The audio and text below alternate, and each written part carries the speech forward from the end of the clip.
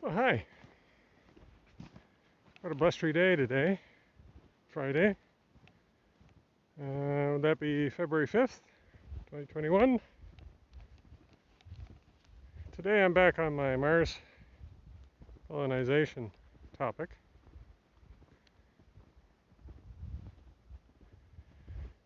And the subject today is who gets to go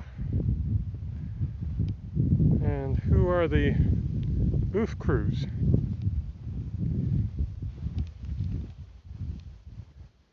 I'll have a subsequent related video to that topic. O.O.F. That's O.O.F. Stands for Only Old Farts. Those are the people over 60. They're the only ones that should be going, initially at least. And let's get the brutal stuff out of the way first. And I realize that me approaching my 67th birthday soon, this is somewhat self-serving. I don't expect I'll ever get to go, but I have said that I would love to, and I think actually I have a skill set that would be quite suitable. As said in the subsequent video, I'll get into why that is. But the brutal facts. We're expendable.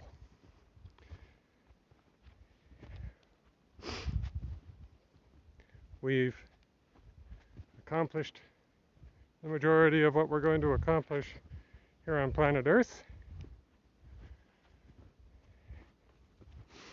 Time to move on. And maybe more importantly, we're past breeding age.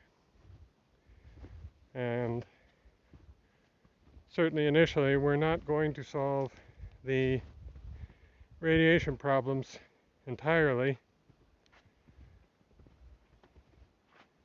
early on.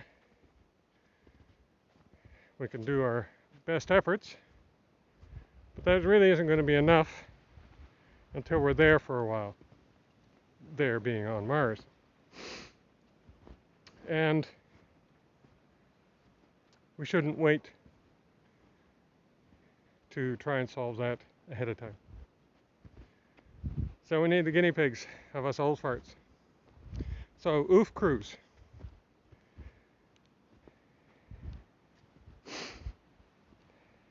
Now the more positive stuff.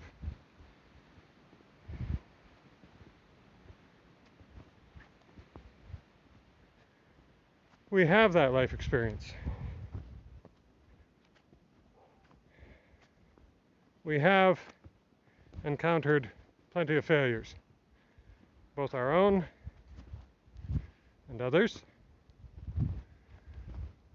and come to appreciate them a little bit more and not take them quite to heart, although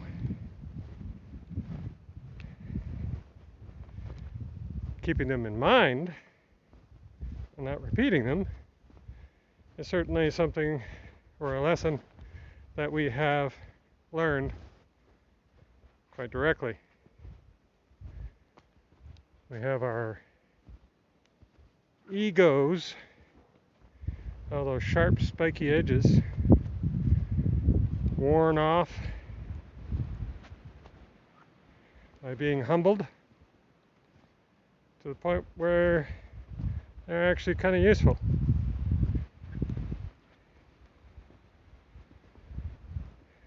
We recognize the need to cooperate, compromise.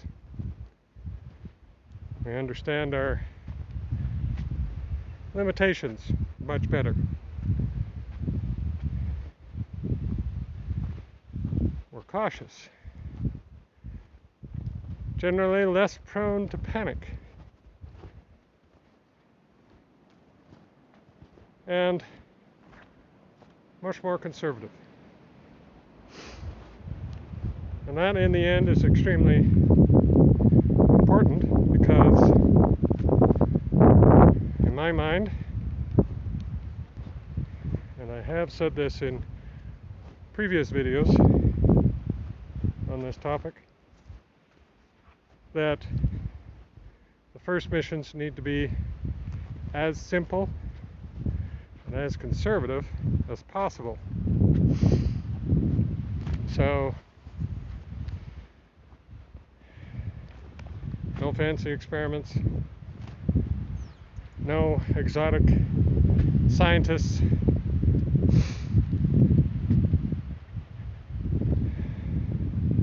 no spending a whole bunch of time on things that have little or nothing to do with the immediate task of staying alive, surviving the trip, and returning. That needs to be the sole focus of the early missions. Anything beyond that is an unnecessary distraction.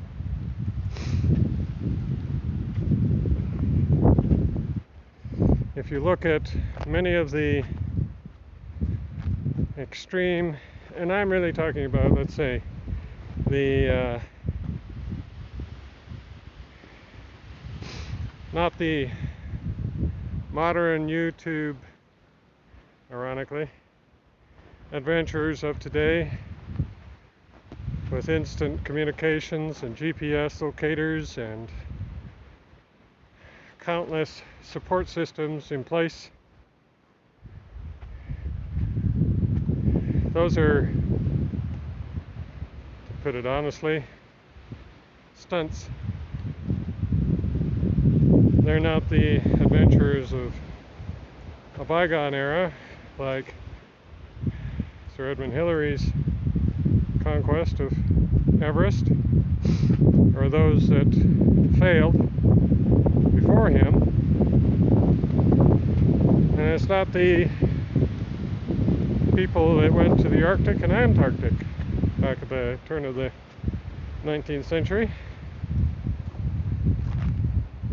Those are far more closely related as analogs to first human trips to Mars. Now, if you look at those people, yeah, they were adventurers and they took enormous risks, even deadly risks, and a whole bunch of them never survived, or if they survived, it was over the bodies of others and harm to themselves. But really, when you look at them and you examine their lives and how they approach things, they were extremely conservative people.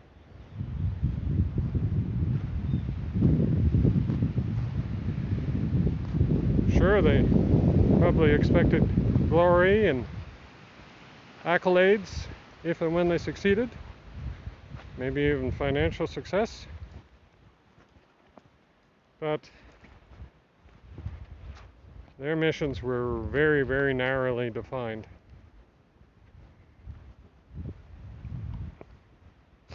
Even so,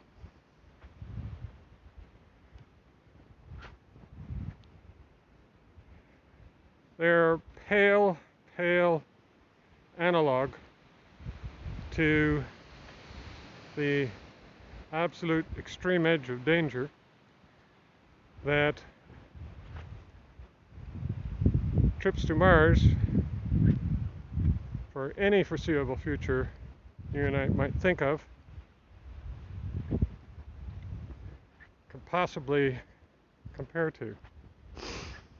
We have never done anything like this, and I'm certainly have said that before, and you will hear me say it again, because it really needs to be borne very firmly in mind We have never taken this kind of risk before. You send people out past the orbit of the moon, and they're gone. There is no rescue for them. If something goes wrong, there is no way for us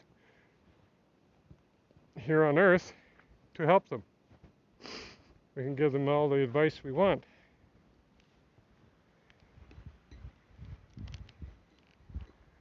And won't help them. So they have to be very capable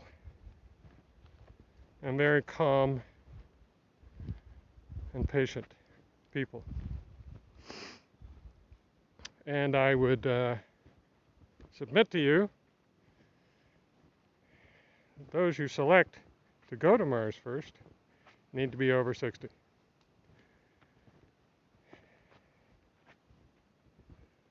They stand the best chance of, beyond the mechanical considerations, to survive and thrive and return successfully. So I'll continue this with a more detailed look at the makeup of the first crew, or the first cruise, I guess you would say. And we'll see you then.